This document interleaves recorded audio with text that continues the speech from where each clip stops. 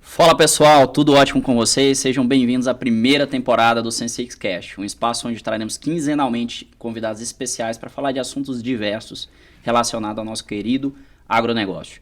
Tecnologia, mercado, tendências, agricultura digital e, claro, histórias inspiradoras de empreendedores e empreendedoras do setor que movimenta nosso país.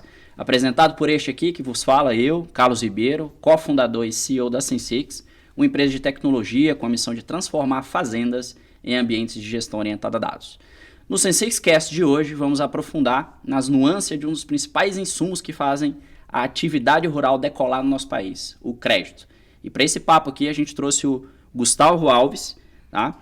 E até pegando a introdução aqui, ele é da terceira geração de produtores rurais no Brasil, é um especialista em agronegócio, com formação em agronomia pela Universidade Federal de Uberlândia e MBA em gestão de agronegócios pela USP-Exalc. Como CEO e cofundador da Nagro, ele inova no crédito agro, fornecendo financiamento a produtores e inteligência de dados aos financiadores do setor. Com experiência desde 2012 em crédito rural, traz para o agronegócio brasileiro formas alternativas e inovadoras de fazer o nosso agro girar. Gustavo, obrigado, né, por ter aceitado o convite aí para a gente falar um pouco sobre esse papo aí que vai ser super legal sobre crédito agro. Prazer estar aqui com vocês, compartilhar um pouquinho do que a gente vem trabalhando ali para transformar o agronegócio. Valeu, Gustavo. Cara, vamos começar falando quem que é o Gustavo, né, cara? Da onde você veio, família, da onde que deu origem, né, a essa ideia de trabalhar com crédito, né? Desde 2012 já trabalhando com isso, já também para 12 anos, né, de experiência nisso. Fala um pouco aí da onde surgiu o Gustavo, da onde que veio a ideia de negócio, né? E depois a gente aprofunda um pouco até para falar da Nagro também. Legal. Cara, eu sou nascido e criado no meio de lavoura de soja e boi, né? A cidade de 7 mil habitantes aqui no interior de Minas, chama Guarda-Amor. Famosa. Fiquei lá até meus 14 anos de idade, vivendo ali, respirando agronegócio no dia a dia. Até que a cidade muito pequena, eu resolvi sair para estudar, né? Saí e, coincidência ou não, fui morar em Patos de Minas, uma república com 7 agrônomos. Ah, normal, pessoal, né, cara? Patos. fazendo agronomia ali e tudo, e influenciou pouco isso aí, né? Legal. Acabou que eu me graduei em agronomia aqui pela Federal de Uberlândia, né? Fui trabalhar na Ihara, uma multinacional japonesa na parte de desenvolvimento de mercado, Legal. no sul do Paraná, Legal. Centro-Sul, ali em Guarapuava. Depois atuei em Uberaba, aqui pela Morgan Sementes, mas acabei... Na parte de desenvolvimento de mercado. Na parte de desenvolvimento também de Legal. mercado. E acabei, depois de um tempo, cara... Tinha aquele bichinho do empreendedorismo ali incomodando de alguma forma. Falei, cara, eu vou aproveitar que não tem nenhum papagaio, nenhum periquito para criar, e eu vou arriscar aqui, fazer Melhor alguma hora coisa. de fazer isso. E acabei voltando para Guarda-Amor lá, comecei a apoiar meu pai, mas abri uma consultoria também de crédito agrícola. Legal.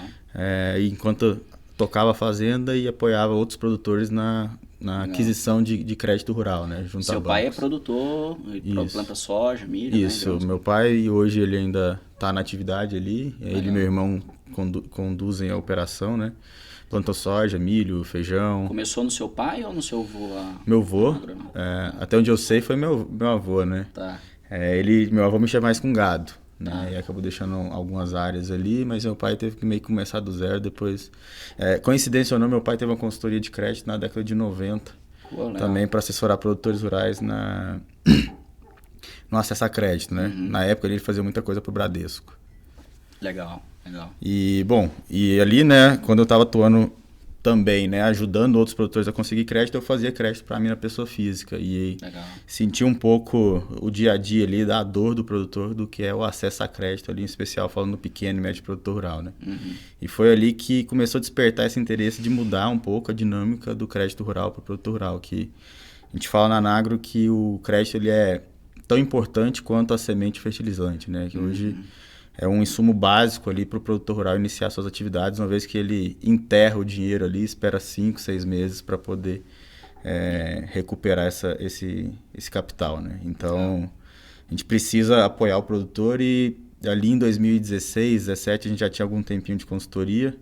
Eu e o Leonardo, meu sócio, a gente resolveu criar uma assessoria, de fato, para ajudar o produtor a acessar fontes de crédito que ele não acessava. Legal. Porque o padrão era ele ir no banco ali que estava na cidade, ou na cidade mais próxima, né? Levar aquele pack de documentos ali, de matrícula, ITS, CIR. Pastinha debaixo do Pastinha braço. debaixo do braço, exatamente. E esperava ali sem saber se ia conseguir ou não o crédito, né? E aquela incerteza ali não resolvia o problema dele, né? E às vezes demorava muito, né, cara? Meses, cara, né? tinha operações que ia até anos, né? Caraca. Quando você pegava aí uma operação de investimento mais complexa, a gente chegou a ter clientes aí que da entrada do projeto no banco, a liberação foi 1 ano e meio. Né? Então, cara, e o agro é sazonal, né? Começou a chover, semente no chão, senão é risco atrás de risco que o cara vai somando. E aí a gente começou a olhar para o mercado de fintechs, o que o pessoal estava fazendo, né? Criando e tudo. E na época se falava muito de Nubank, Banco Neon, o banco original vindo com a pegada mais digital. Em que ano? Isso no final de 2016. Tá. 2016 para 2017 ali. E a gente viu que tinha muita gente criando soluções novas para o mercado financeiro, né? Pessoa jurídica, pessoa física, mas para o agronegócio pouco se falava. E quando você olhava já as cifras do agronegócio em crédito, em 2016, né? Em crédito, você já se falava alguma coisa ali entre 400 e 500 bilhões de reais de demanda anual. Né? E hoje tem muito banco aí que as maiores carteiras de crédito, o foco é agro, né? Cara, um dos maiores bancos do Brasil aí, né? O Itaú, ele tá com uma iniciativa aí de investir pesado para transformar boa parte do banco, acho que eles têm uma meta de 30% do banco ser agro. Né? E estão crescendo com uma força bem... Hoje os maiores no agro, acho que o Banco do Brasil, né? Cara, o Banco do Brasil, né, que já tem aí centenas de anos, acho que quase 150 anos de fazendo crédito rural. Legal. Itaú e as cooperativas vêm crescendo numa velocidade muito grande também, né? Os cooperativos de crédito, cooperativos de crédito, né? Sicredi, em especial, tá com já Cicobi tendo uma presença muito forte. Né? Cicobi também já vindo uma pegada também, várias cooperativas ali. Mas em resumo, né, quando a gente olhou e viu que não tinha...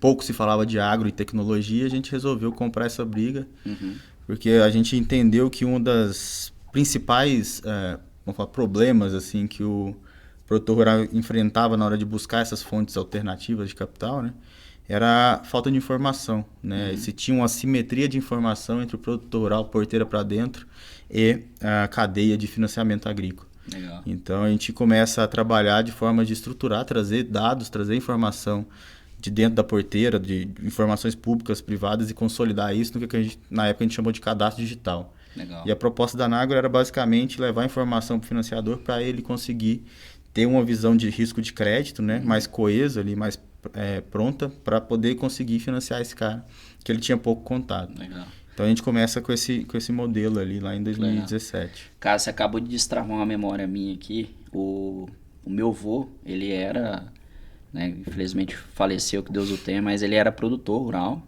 Mexia com gado, ele tinha uma área de 60 hectares. Ainda tem, né? Tá com a minha família. Hoje é meu tio que tá tocando lá no interior do Maranhão, lá em Pedreiras, lá no Maranhão. E, cara, eu lembro do orgulho que meu avô vinha mostrar pra mim. Ele tinha o CAR. Ele tinha uma pastinha, aquela pastinha que todo produtor tem. Aí ia lá, abriu o CAR, uma folha A3, tudo desenhado à mão, cara. Toda a área dele. E aí eu tinha proposto pra ele, vamos colocar a sua área no Field Scan da Sensix, pra gente pelo menos monitorar por satélite, né? Então a gente ganhar uns insights onde que o pasto tá indo melhor ou não, né? Que ele tinha, putz, não é que eu vou reformar o pasto. Aí, como é que é a área lá? O que eu não tava achando, né? Aí ele foi lá pegar a pastinha dele, mó orgulhoso, tá aqui, ó, o CAR que eu fiz e tal.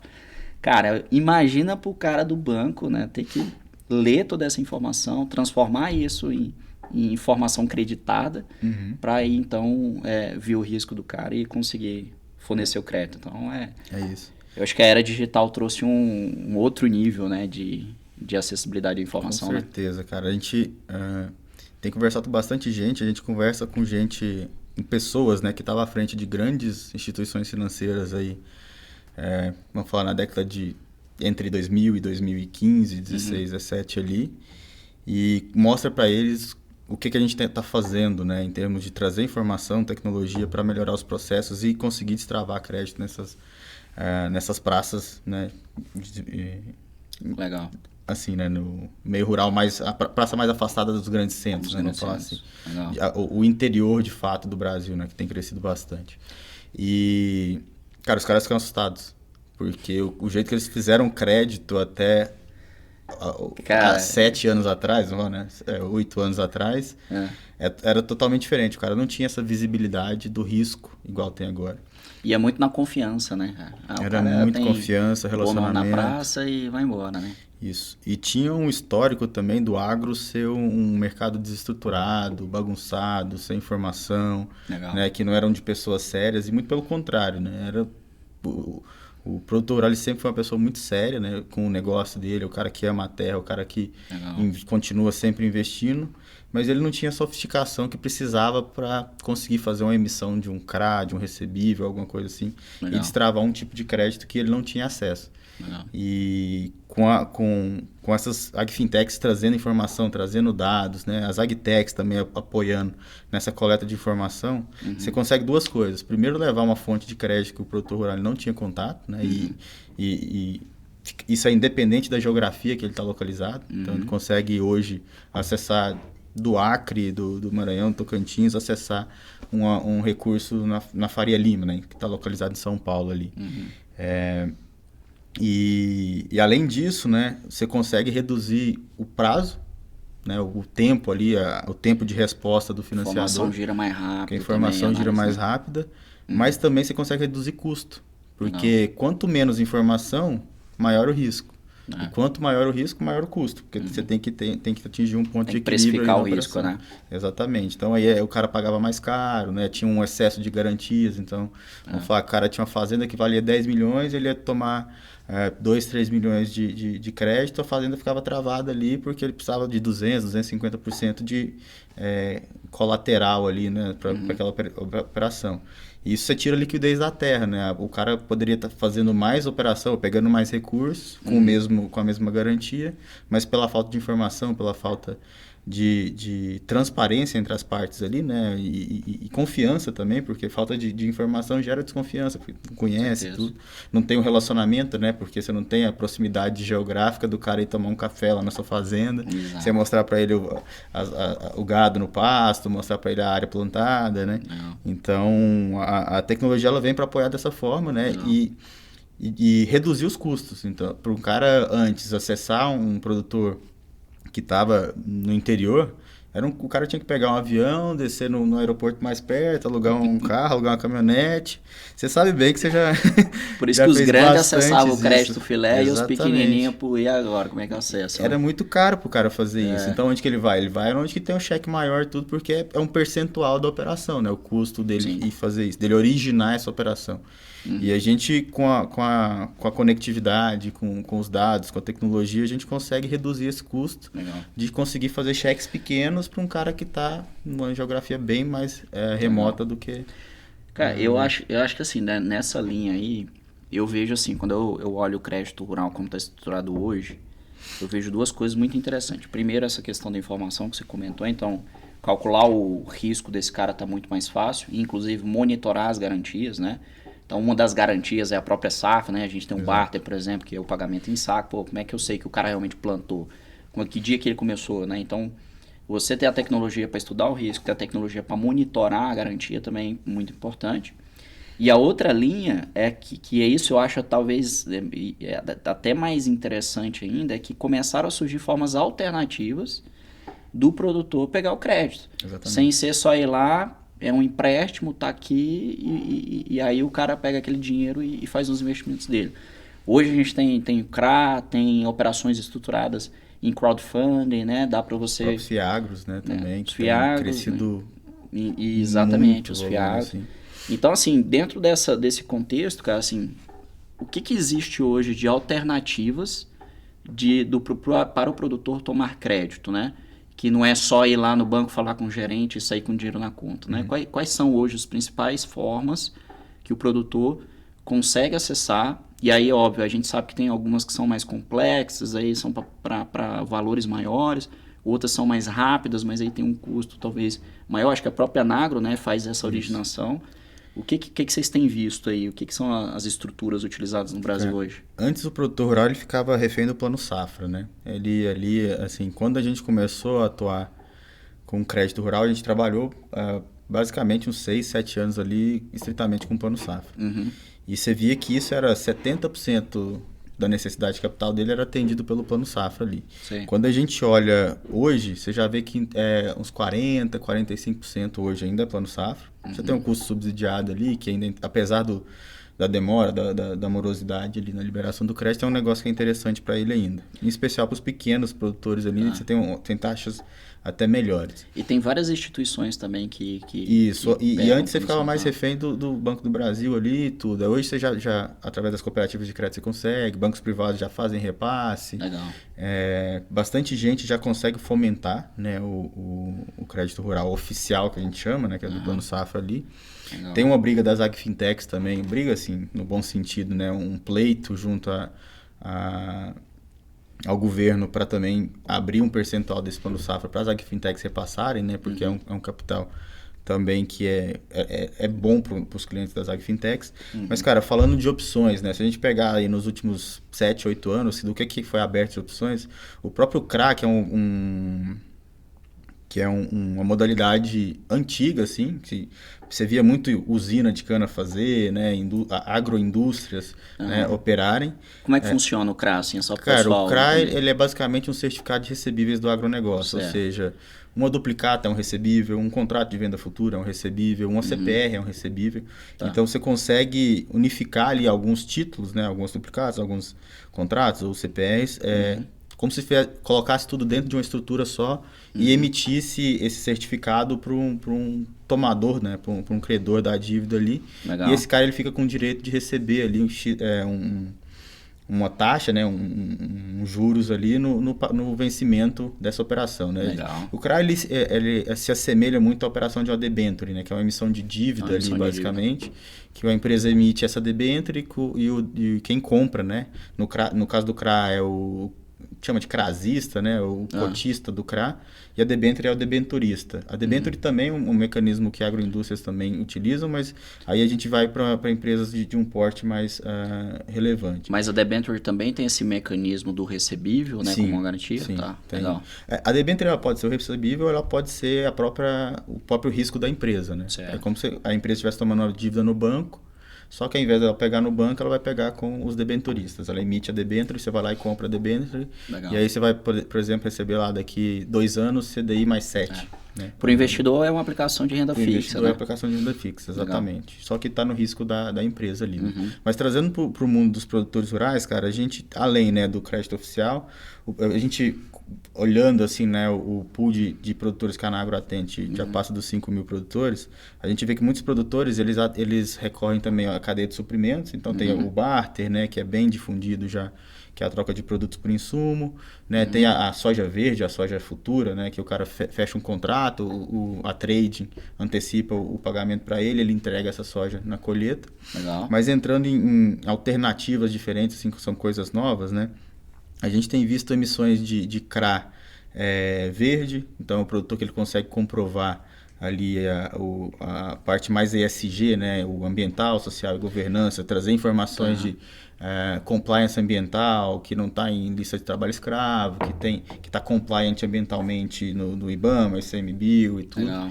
Ele consegue... Mas aí o cara que certifica e faz a emissão desse CRA, o CRA verde, na verdade, é um certificado de recebível com lastro ambiental, né? Exatamente. Que tem um ativo ambiental e que tem boas práticas. Nesse caso, aumenta um pouco a complexidade de quem analisa o risco, porque além de ter o risco de crédito, ainda tem o risco da operação. Isso. Do ponto de vista ambiental também, de ESG. Né? Para isso, o cara tem que...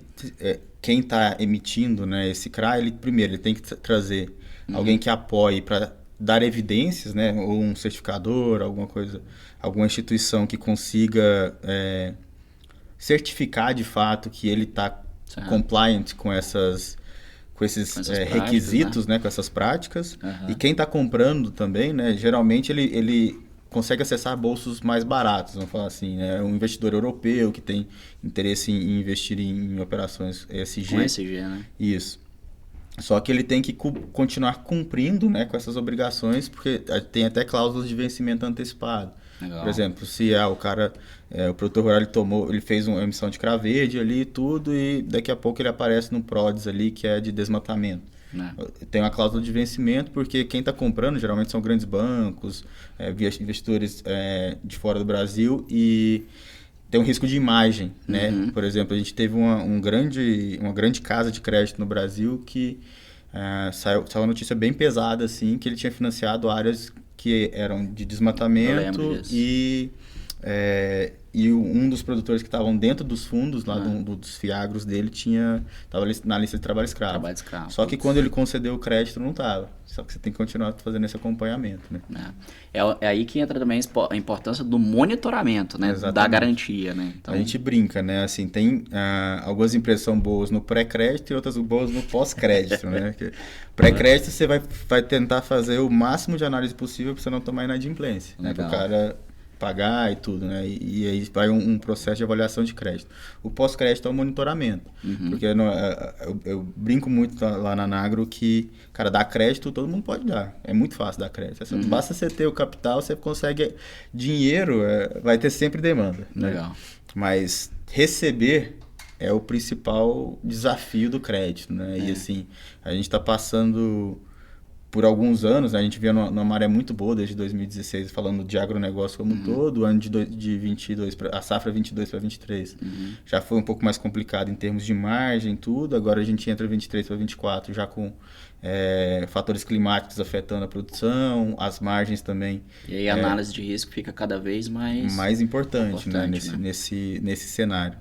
E, cara, voltando um pouco para fechar, né? A gente tem falado agora bastante de emissão, trazendo um pouco de DeFi, né, que é finanças descentralizadas. O que é o DeFi aplicado ao agronegócio? É essas emissões, você levando para o lado de tokenizar essas emissões e distribuí-las em plataformas que utilizam blockchain para registrar, para fazer a gestão desses contratos. Então, a gente tem feito alguns, ainda em piloto, né, algumas emissões de CCBs, que é uma dívida também, para o produtor rural, uma cédula de crédito bancário, a gente faz esse financiamento para o produtor rural. Nesse caso, é uma operação que ela é clean, ela não exige garantia, e a gente empacota isso em tokens, né, quebra ela em pequenos pedaços ali de R$25 e distribui numa plataforma baseada na blockchain. Então, qual que é a vantagem, cara, da tokenização, assim, versus como a vantagem da tokenização para o produtor rural é que ele consegue acessar capital mais barato. Certo. Por exemplo, quando você vai fazer uma emissão a mercado, o principal balizador vai ser o CDI, a Selic no final do dia, né? Que andam bem próximos. Então, geralmente, se a Selic, por exemplo, estava a 13,65, agora chegou a 11,25, mas estava a 13,65, você vai partir de 13,65 mais o que o investidor precificar de risco. Se for um produtor que tem bastante informação, um cara mais estruturado, reduz um pouco disso, mas se for um produtor que tem pouca informação, tudo, cara, o custo talvez inviabilize essa emissão. E quando você vai para a emissão a mercado, se exige volumes maiores, porque você vai envolver um administrador fiduciário, você vai envolver uma gestora, né? E tudo isso é custo operacional que, a depender do volume da emissão, inviabiliza a operação, porque, cara, você começa... Por exemplo, se você for fazer um fundo, ele vai partir... Hoje deve estar alguma coisa mais barato, mas em torno de 230 mil para 250 mil reais por ano de custo. Então, se você faz uma emissão muito pequena, esse custo ele vira uma porcentagem muito grande uma porcentagem muito grande da operação. Então, acaba inviabilizando. Na tokenização, a gente tem feito emissões de 30 mil reais, 40 mil reais, né, através dessa CCB. Mas a gente já está falando também de CRAs tokenizados, que é você fazer a mesma emissão do CRA, mas distribuir ele em plataformas de crowdfunding. E isso é bom para o produtor rural, porque ele consegue acessar esse mercado, né, vamos falar de varejo, assim, e é bom para o investidor também. Porque, por exemplo, essas emissões que a gente fez, o cara poderia comprar a partir de R$25. Sensacional. Cara, é uma renda fixa, a partir de R$25 você está investindo diretamente no negócio de um produtor rural. Lógico, tem todas as ressalvas de regulador, né? É uma renda fixa, mas você está no risco do produtor rural. Então, o investidor ele tem que considerar essas características do ativo, né? Do investimento ali, quando ele for investir. Mas é um negócio, é um investimento que hoje a pessoa física... Vamos falar assim, eu brinco, o afegão médio, né, que é o cara que não tem milhões de reais na conta. Para acessar um investimento que vai te pagar R$1,20, R$1,30, com isenção de imposto de renda, a depender da sua movimentação, É difícil o cara conseguir isso em plataformas, no banco, né? Em coisa assim. Então, eu não gosto muito dessa palavra, mas você democratiza, né? O investimento no agro, né? Por exemplo, assim, só para dar um paralelo, a gente tem 2 Fiagros que a Anagro emitiu. Legal. E o ticket de entrada do investidor no Fiagro era a partir de R$ 1.300.000. Ou seja, cara, quantas pessoas no Brasil têm R$ 1.300.000 para poder investir num Fiagro, né? Numa operação dessa? Mas nesse caso, é aquele negócio, é o processo de acreditação, né? Então, eu vou gastar um tempo para poder fazer essa operação do cara de 1.300.000 e entrar dentro da operação aqui. Então, tem todo um trabalho que é manual, é relacionamento, são pessoas para entrar, né?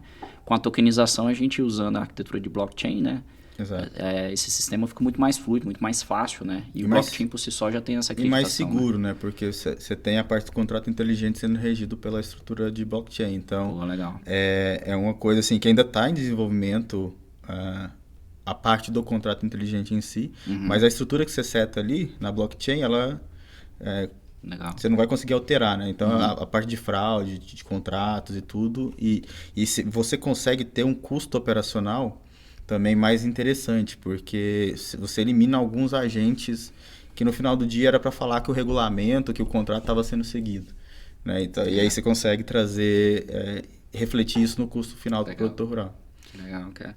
Eu vi um TED uma vez do cara explicando blockchain, cara. Sensacional. Depois procura aí, pessoal. Não lembro exatamente quem que era, mas o título é Explicando o Blockchain de forma massivamente simples. É uma coisa assim, sabe?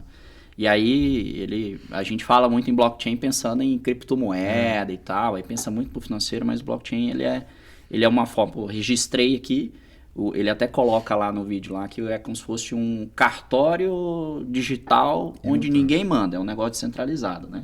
Então registrei uma informação no blockchain, está registrado e pronto, né? Que é hoje o que o cartório faz no fim do dia, de imóvel, né? Passei isso aqui para um outro. Então... Da publicidade, né? E a blockchain ela traz essa publicidade, mas de uma forma imutável, você não consegue alterar. Que legal, cara. Isso é muito massa. Cara, vamos falar um pouco aí Agora falar um pouco da Anagro, né? Tipo assim, a gente já entendeu que existem dezenas de formas diferentes do produtor tomar crédito, né? Você aí, produtor que está assistindo a gente, né? Agora consegue entender que existe muita coisa, né? Procurar a Anagro acho que tem uma estrutura bem legal, assim, uma empresa daqui de Uberlândia, né? Que é também aqui a mesma cidade da Sin6, né? A gente sempre conversa bastante quando a gente pensou na ideia do podcast, foi uma das primeiras mentes que veio na minha cabeça, né, Gustavo, de trazer aqui. E, cara, mas fala um pouco da Anagro aí em termos de números, né, big numbers, né, acho que vocês começaram em 16, 17 ali, mais ou 17, menos, mais ou menos a mesma época nossa também. Isso. E também um pouco dos produtos, né, uma história legal que vocês começaram basicamente na originação de crédito, depois vieram outras coisas, tem um AgRisk também, né, deve falar um pouco do AgRisk. Como é que é essa dinâmica, né, como é que vocês estão atuando no mercado como Nagro? Cara, legal. A gente fundou a Nagro como startup, né? Porque antes a gente tinha consultoria ali e tudo.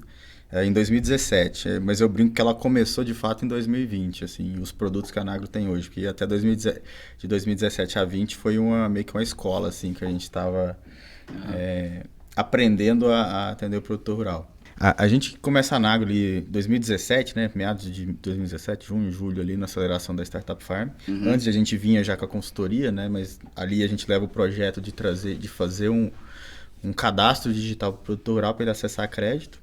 Legal. E foi o primeiro modelo da Nagro. O que a gente fazia? A gente trazia informação, consolidava isso num cadastro digital e interligava esse produtor rural com algumas instituições financeiras. Então a gente operava ali quase que um marketplace de bancos, né, de opções de crédito ali para os produtores rurais que estavam prontos para ter uma experiência digital. Legal. Ao longo do tempo a gente foi aprendendo um pouco quais os bancos que operavam sem garantia, com garantia, qual o risco de crédito cada instituição financeira estava disposta a correr.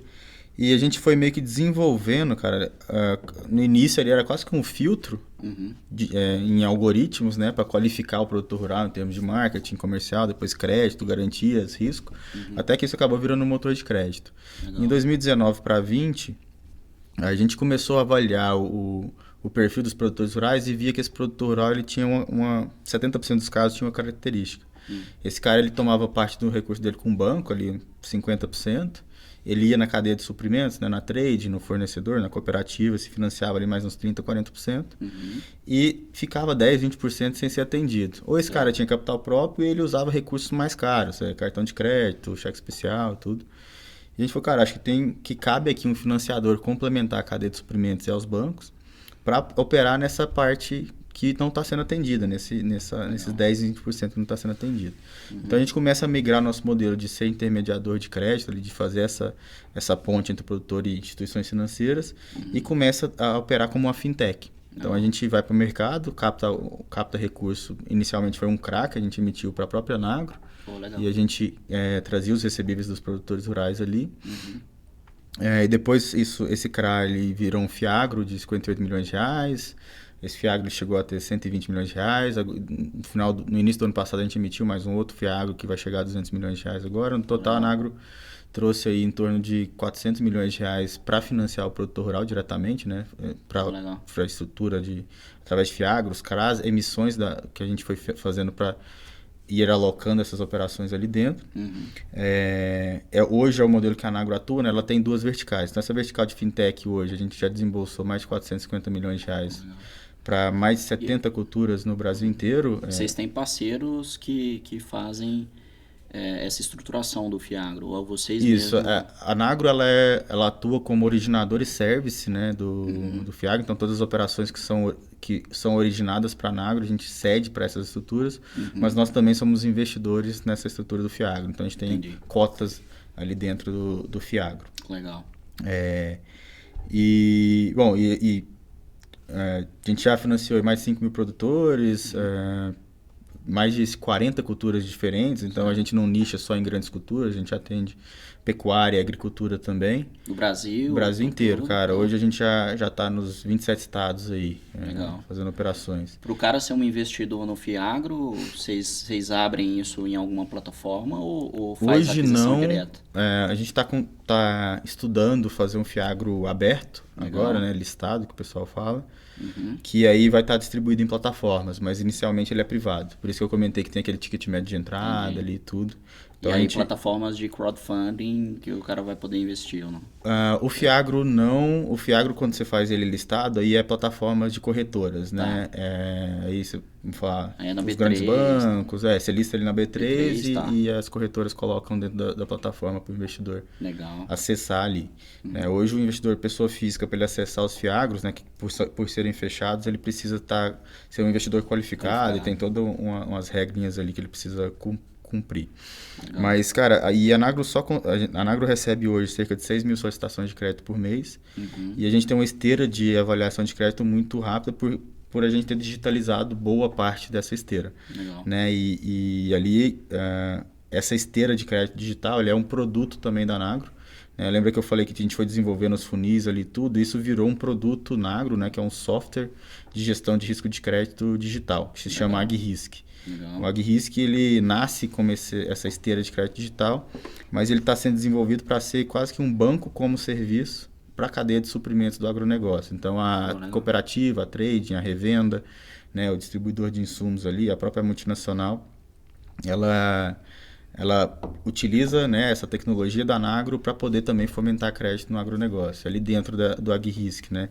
A gente já passa aí de 750 clientes, né, grandes, a gente tem multinacionais, bancos, cooperativas, distribuidores, revendedores, indústria, né, que utilizam a nossa solução, e já foi avaliado mais de 650 mil produtores rurais nesses últimos 3 anos aí. E como é que funciona? O cara vai lá e fala assim, eu quero ser cliente do AgRisk, entra lá e eu quero, vamos supor, seja uma revenda, né?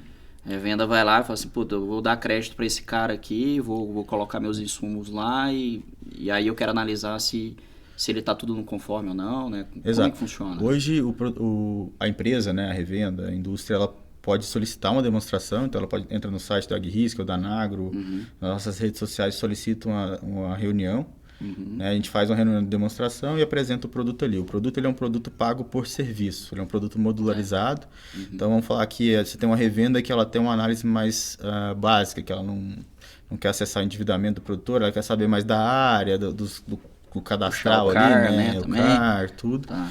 Ele consegue entrar com o input do CPF, ele consegue gerar um link para o cliente autorizar as consultas que são privadas. Caso ele não acesse nenhuma consulta que é privada, com o input do CPF ele consegue retornar ali em 2, 3 minutos uma visão generalista produtor, propriedade e produção. Né? O produtor a parte cadastral, a parte de compliance ESG, né?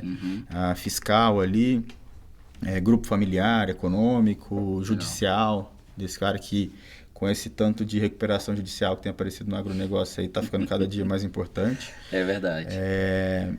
E se ele consegue pegar a autorização do cliente dele, né, para consulta de informações privadas, ele consegue chegar na granularização de até entender o nível de endividamento desse cara, se tem vencido, se não, né, o risco de crédito total que ele tem, que esse produtor está exposto, né, ali, se tem alguma exposição em dólar ou não.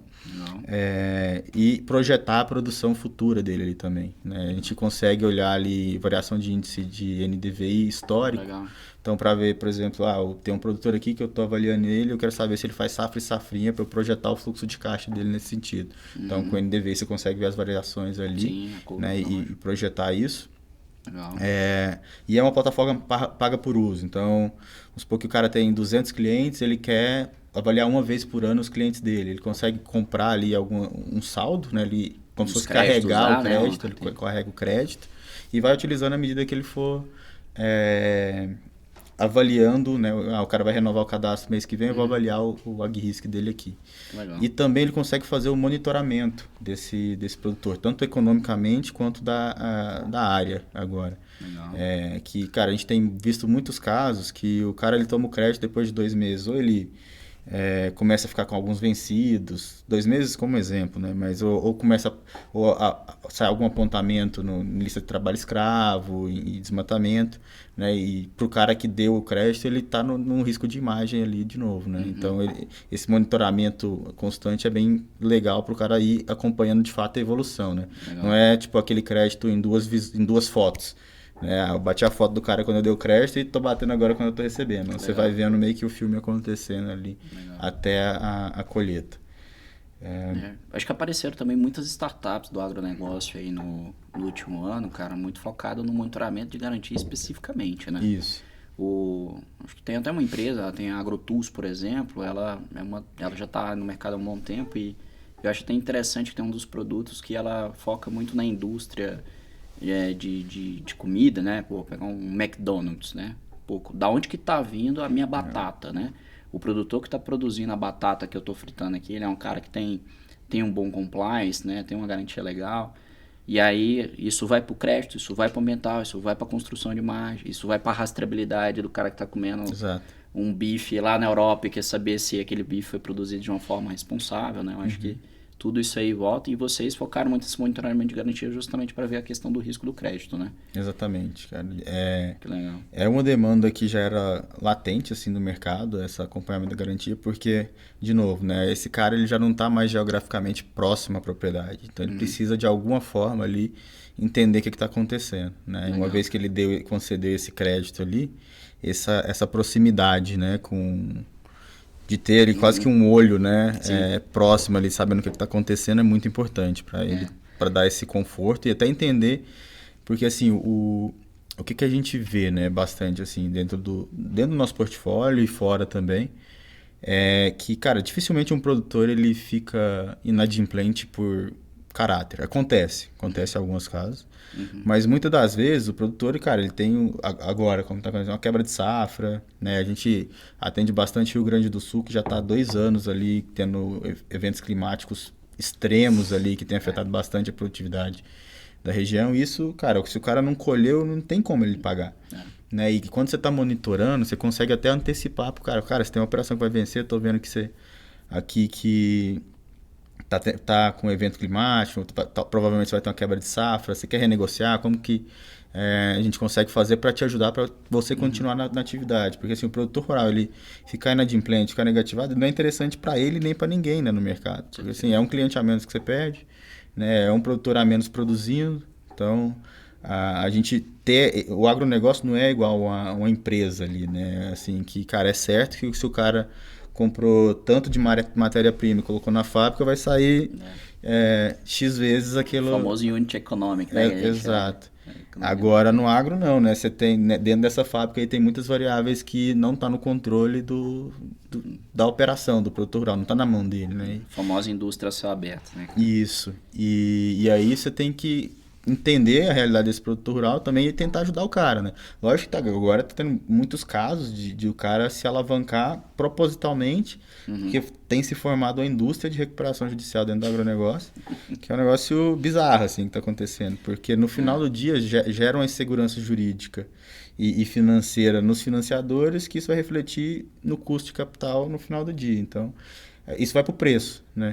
O produtor rural vai começar a pagar mais caro porque tem bastante pares deles do produtor rural que está fazendo isso propositalmente e às vezes nem é por necessidade, né? Que a recuperação judicial era um mecanismo de ajudar o cara que estava muito apertado ali a se recolocar. Só que agora está sendo usado para simplesmente, consegui bastante crédito aqui, vou rolar a dívida e vou me alavancar. E os financiadores começam a precificar isso. Então, se ele tinha a opção de conseguir fazer um crédito mais barato, com a queda de taxa de juros, isso vai refletir em custo no final do dia. Até tentando entender, eu estava assim, nesse cenário de alavancagem, né? Eu acho que o produtor, ele é um empresário naturalmente alavancado, né? Assim, se achar um produtor que fala assim, faço tudo com o meu fluxo de caixa próprio, muito difícil, né?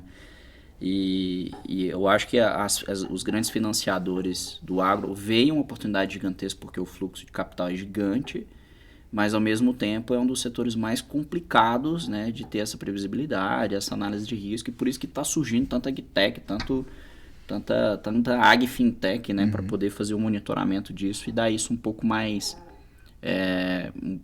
mastigado ali para os financiadores, né? Se a gente for comparar, cara, vamos pensar como um banco aqui. Eu tenho aqui 1 bilhão para poder emprestar e eu tenho alguns setores que eu posso emprestar. Qual que é a dinâmica de alavancagem que o produtor tem, né, que uma empresa rural tem, versus eu emprestar para uma indústria, emprestar para outro? Porque, até para o pessoal entender, né, o quão longe vai essa complexidade, né, de emprestar para o agronegócio. Assim, ele é um cara naturalmente alavancado, ele se alavanca por quê? Né? Então... Cara, eu brinco que o produtor rural é um empreendedor nato, né? Ele, cara, ele ganha o caixa ali e ele investe. Tipo, é dificilmente o cara que ele esvazia o caixa dele se ele não estiver comprando uma terra ou uma máquina. Ou fazendo um armazém, ou investindo em irrigação, né? Errado? Cara, não tá errado porque ele tá... O agronegócio é um negócio de escala, né? Então, se o cara está investindo para fazer mais escala, ou ele está comprando uma máquina que vai ter uma capacidade operacional maior, ou ele está investindo numa terra para a capacidade operacional daquela máquina que ele investiu, ele aproveitar mais essa capacidade operacional. Mas, tanto na indústria, no mercado de serviços, quanto no agro, você tem assim, umas regras que os financiadores eles vão colocar todo mundo quase que na mesma prateleira, né? Lógico, respeitando as particularidades de safra, de fluxo de caixa e tudo. Mas você tem uns indicadores ali de alavancagem, né? E o pessoal olha 2, 3 vezes de alavancagem, que é considerado saudável, né? Até certo nível ali que fica nessas 2, 3 vezes aí. 2, 3 vezes é o padrão, né? Isso, a alavancagem que seria a dívida versus o patrimônio líquido dele, né? Exato. Tem financiadores que têm um apetite de risco maior, que operam com um nível maior, mas o recomendável é que você fique dentro desse range aí, porque... Legal. Cara, o cara quebrou uma safra, ele continua no jogo, né? Agora um cara que ele tá 7, 10 vezes alavancado, se ele quebrou uma safra, provavelmente ele não consegue voltar, e se conseguir vai demorar algum tempo até que ele volte pro jogo, né? Assim, então, o produtor rural, não que ele pode que ele deve se alavancar, ele pode se alavancar desde que ele saiba o que é o movimento que ele consegue, né? A gente brinca, o tamanho do buraco que ele consegue entrar e sair do outro lado. Porque se ele não tiver essa ideia aí do risco que ele está incorrendo pela alavancagem, de novo, quando ele precisar de crédito e bater lá o balanço dele, ou a projeção de receita frente à dívida, né? Que o financiador vai olhar, provavelmente se o cara em um ano mais restrito de crédito, o cara não vai querer olhar. Assim, às vezes olha, mas dificilmente ele consegue fazer. Se fizer, vai ser mais caro, porque o risco vai estar no preço ali. E isso não só para os produtores rurais, né? A gente vê bastante, a gente avalia bastante revenda, né? Distribuidor de insumo ali, indústria de médio porte. E a gente vê que, principalmente, os revendedores de insumos ali trabalham, por serem, algumas empresas têm margens bem apertadas, o cara se alavanca bastante, né? E é muito fácil, assim, nessa alavancagem, ele perder a mão e se complicar. A gente tem alguns clientes que são do setor de revendas, e eu tenho um em específico que a gente trabalha lá no norte do Goiás, né? Eu perguntei, cara, por que é uma margem líquida de uma revenda na média? Ele falou, cara, as mais bem geridas, se chegar a 4%, é um cara top. Eu falei, putz. É isso. Aí você vai olhar pro business, né? E o cara vai repassar insumo. Cara, não é isso. Hoje a revenda, você tem duas coisas. Tomador de crédito, o cara que vai financiar e está financiando o produtor para o cara pagar o famoso 30 de abril, né? Bota aqui a semente, bota aqui o resto, lá para 30 de abril eu te pago quando eu colher. Tá, e se não colher, cara? E se não colher? Então, no fim do dia, é um business de financeiro muito forte e comercial. Cara, eu falo, a revenda é um banco no final do dia, né? Porque o cara, ele tá pegando a prazo do fornecedor, vendendo a prazo, na esperança que o cara dando as garantias que ele tem ali, a loja, a fazenda, do dono da revenda como garantia, para alavancar e conseguir fazer que essa margem de 4% faça sentido no final do dia. Caraca. Então, o volume que ele tem que girar é muito grande, né? E aí, até trazendo, a gente falou do AgRisk aqui, a gente vê o AgRisk muito para apoiar esses caras, porque... É o já que ele vai, cliente do hoje a gente deve ter, sei lá, uns 50%, 60% entre indústria de médio porte e revenda. Legal. Distribuidor de insumos no geral, assim. Quando bate um distribuidor de insumos com margem de 6%, 7%, tudo, a gente já... Pô, peraí, o que esse cara tá mexendo aqui? O que ele não tá pagando? O que ele tá pagando pra sobrar essa grana aí? Pra sobrar, mas assim, o AgRisk ele vem pra dar um ferramental pra esse cara, de fato, virar um banco. Entendi. Né? Porque ele já opera como um banco, né? Já faz o crédito ali, tudo, já dá o prazo, já se alavanca, mas ele não tem essa visão. Dentro do AgRisk você já conecta para também, eventualmente, se o cara precisar do crédito em si, você já também fornecer. Hoje a gente tem o crédito da Anagro como um serviço dentro do AgRisk. Então, legal. Por exemplo, se a revenda lá, ela está avaliando o risco de crédito do Carlos, para vender lá 500 toneladas de fertilizante, e ela não quer carregar 100% desse risco no balanço, ela pode solicitar um crédito para a Anagro, a gente faz meio que uma operação, a gente fala de sindicalizada, mas é um risco sacado cedente ali, que a gente consegue comprar parte desse risco ali do produtor rural e ficar junto com a revenda nessa operação. Muito bom, cara. Cara, assim, eu acho que é um mundo à parte, assim, a gente falar. E eu acho, na hora que você falou do negócio da garantia, do monitoramento e... me destravou outra memória. No comecinho da Sensix, cara, em 2016, a gente tava... Não, 2017, a gente tava avaliando um fundo, né, que tava de Venture Capital lá de Brasília, para investir na gente. E aí os caras falam assim, cara, eu não entendo nada de agro, mas eu entendo de crédito, eu conheço os presidentes dos bancos, cara lá de Brasília e tal. Vem para cá, para Brasília, e conversa com esses caras, só para entender o que acontece nessa questão de monitoramento de garantia, né? Para a gente entender se a Sensix, na época a gente trabalhava basicamente com drone, entender se vocês conseguem fazer alguma coisa para ajudar a presidente da Caixa aqui, o gerente de crédito da Caixa do Agro, ou do Cicobi, enfim. Eu falei, beleza, não é o nosso foco aqui é agricultura de precisão e tal, mas vamos lá, vamos ouvir, né? E aí a ideia dele era ver se dava para usar o drone para monitorar as áreas, para saber se o cara tinha plantado ou não, e quanto que ele tinha plantado e mais ou menos quanto que ele ia colher. Falei, cara, fazer isso com drone? Vamos lá, vamos ver como é que é feito hoje. Eu não fazia a mínima ideia. E aí a gente foi para Brasília e lá a gente conseguiu uma reunião com a diretora lá de crédito agro da Caixa Econômica Federal. A gente foi lá no prédio lá. E fomos também do Cicobi, né? Falar com os caras. Aí a gente entendeu, cara, como é que é feito hoje? Como é que vocês monitoram isso? Falei, é muito simples, a gente paga R$700 para um cara ir lá na fazenda de carro, dar uma rodada nos talhão, ver se realmente o cara plantou ou não. O cara falou que ia plantar 1.000 hectares de soja, 500 de milho, a gente vai lá ver se tem mais ou menos isso, deu okzinho, tem aqui e vai embora. Uhum. Eu falei, tá, mas você precisa saber mais, você precisa medir exatamente os... Não, eu preciso... É muito superficial. O cara vai lá, putz, R$700, mas R$700 não paga nem a ida do equipamento do drone lá pro cara fazer, né? E aí a gente entendeu que se fosse para acontecer esse monitoramento, tinha que ser por sensoriamento remoto por satélite, tinha que ser todo dia. E não era a nossa pegada de trabalho na época, apesar de hoje a gente trabalhar muito com sensoriamento remoto. Foco lá no comecinho era drone. E aí a gente invalidou, já olhou pro fundo e falou, ó, esquece isso aí, vamos trabalhar aqui onde eu posso gerar valor por hectare, né, e pro produtor produzir e tal. E aí a gente acabou indo. Então, acabo destravando essa memória. Quase que a gente poderia ter virado uma fintech no fim do dia, né? Com imagem de drones. Cara, e pior que até hoje ainda muitos grandes financiadores operam desse jeito. Assim, já tem boas empresas de monitoramento por sensoriamento remoto. Uhum. Algumas multinacionais aí que operam no Brasil já. Legal. Boas soluções, assim, com qualidade de 1 metro quadrado de pixel. De pixel, né? De pixel. Resolução.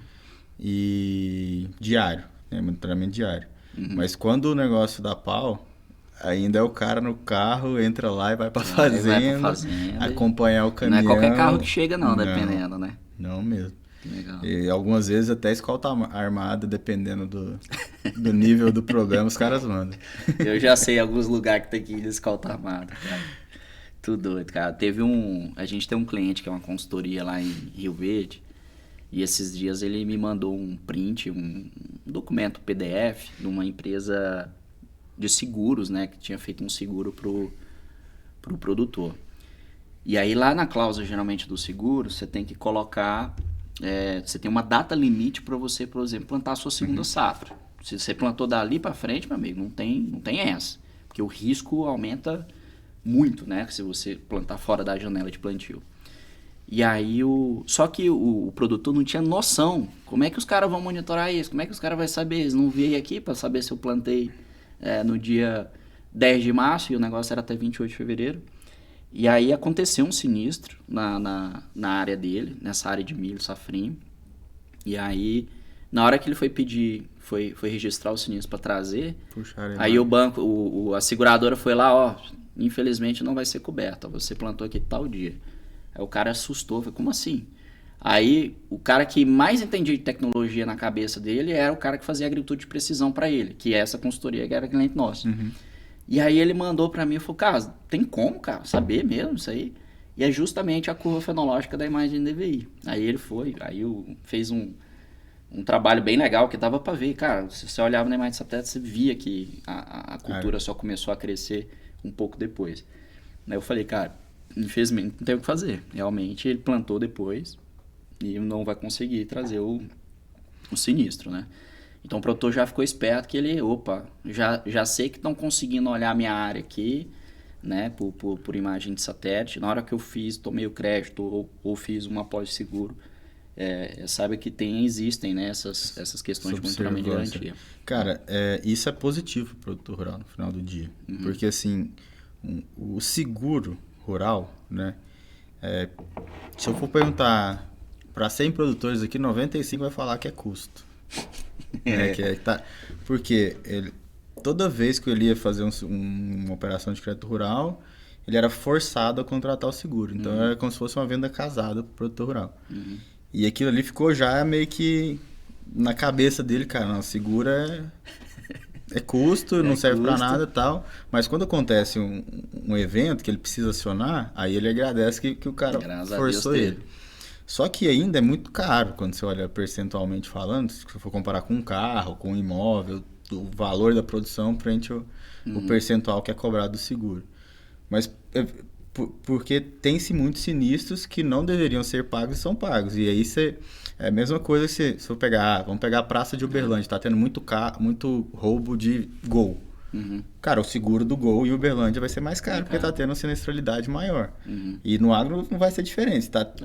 Eu cheguei a ter, não sei se você lembra, acho que foi 2017, safrinha, 17, 18, alguma coisa assim. Teve uma quebra grande de safrinha.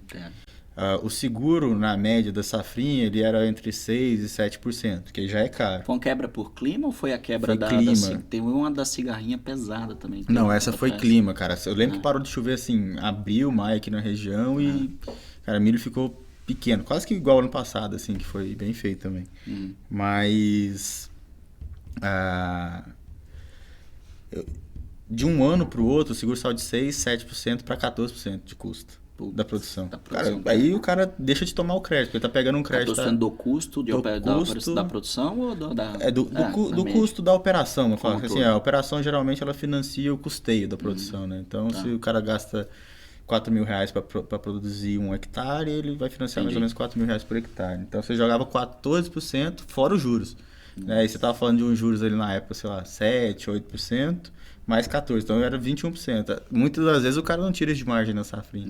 Aí inviabiliza a operação dele, né? Mas porque teve uma sinistralidade muito alta. E esses casos de fraude, do cara querer receber sem... Ele sabe que ele plantou depois. Exatamente, porque você tem as regras claras lá. Porque até quando você faz o projeto técnico, que está vinculado ao seguro, tem as datas ali.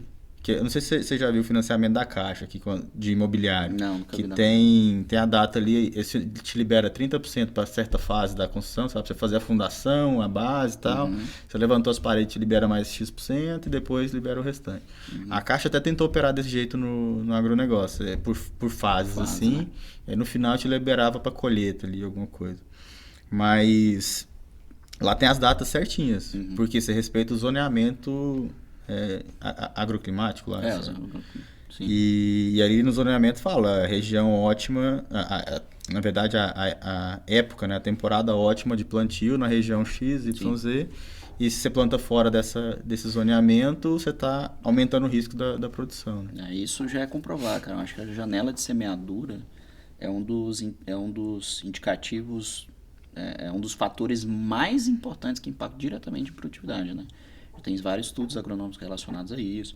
Por isso que hoje existem grupos de maturação, né, de genética para soja, tudo específica para cada zona endoclimática. Né? Então, tem que ser visto mesmo. Né? Se um risco de quebra está associado a isso, o cara que está dando crédito ou fazendo um seguro precisa saber disso. Porque é risco de crédito no final do dia. Legal. O Gustavo, assim, pra gente ir encaminhando aqui já para as conclusões, cara, eu queria entender contigo o que você acha que é o futuro do... Vamos pensar em duas linhas, né? Primeiro, o futuro do crédito, né?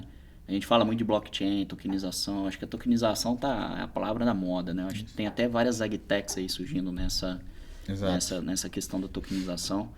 Eu até conversei bastante com o pessoal da AgroToken recentemente e tal, eles fizeram uma rodada recente bem legal.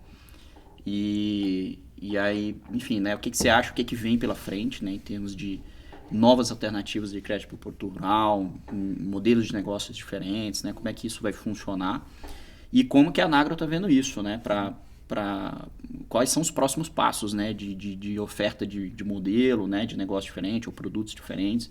Como é que você está vendo isso aí, esse desenvolvimento desse setor? Não, legal. Cara, o produtor rural, né, o Brink, ele está sentado em cima de uma mina de dinheiro, que é a terra dele, né? E é assim... baita de um ativo, né? Baita de um ativo e com a liquidez muito baixa. Ou seja, é difícil assim, hoje eu acho que demora 1 ano em média para você vender uma propriedade, né? Porque tem que achar o comprador ideal, enfim, uma série de fatores. Só que tá vindo um movimento, tanto regulatório quanto a tecnologia trazendo, de dar liquidez para ativos, vamos chamar ilíquidos, né? Até tem liquidez, mas não é um ativo ilíquido, mas tem uma liquidez baixa, vamos falar assim.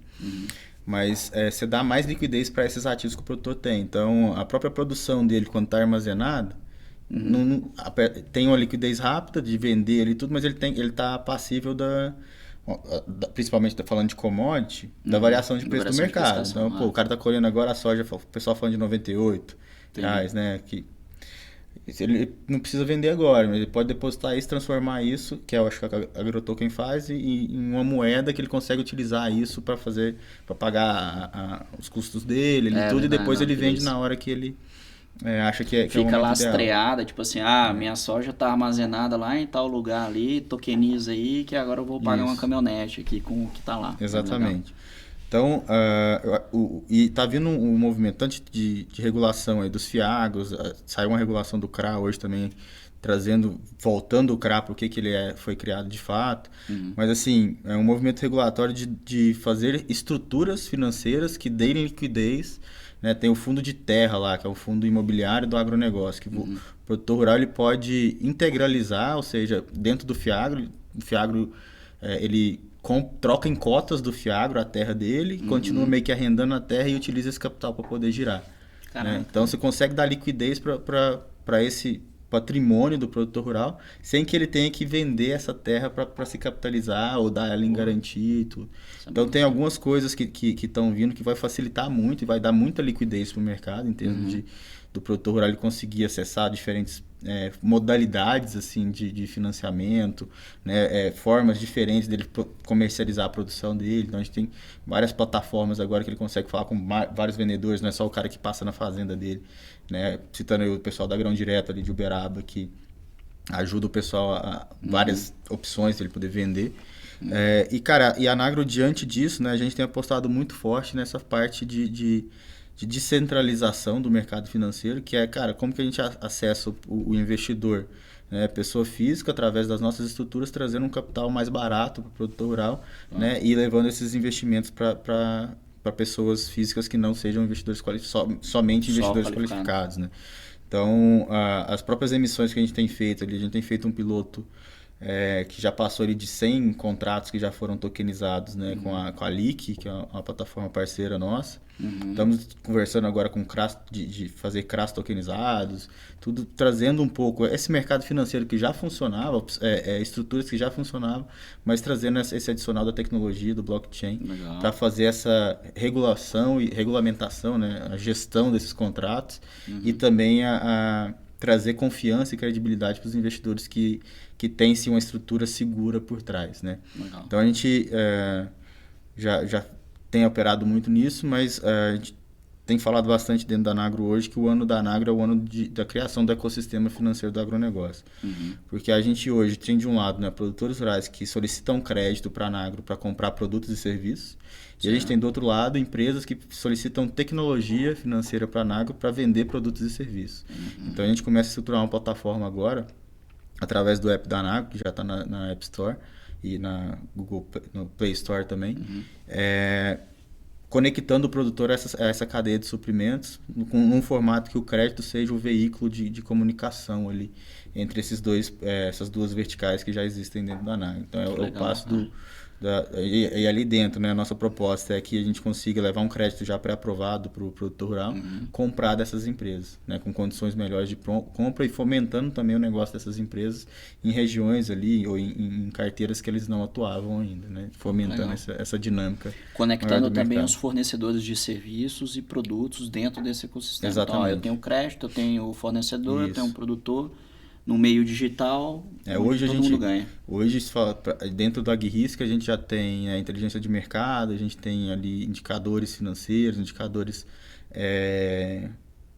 referenciais técnicos de produção para a empresa conseguir avaliar, né, a capacidade de geração de caixa desse produtor no longo prazo.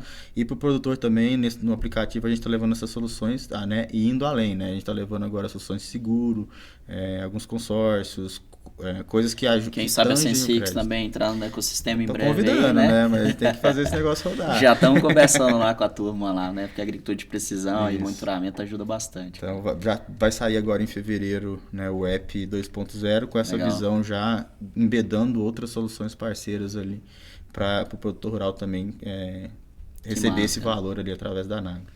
Eu acho que o que as fintechs trouxeram aí para a sociedade, né, pensando nas pessoas físicas, nos últimos anos, está acabando acontecendo a mesma coisa também para o produtor agora, né, cara? Exato.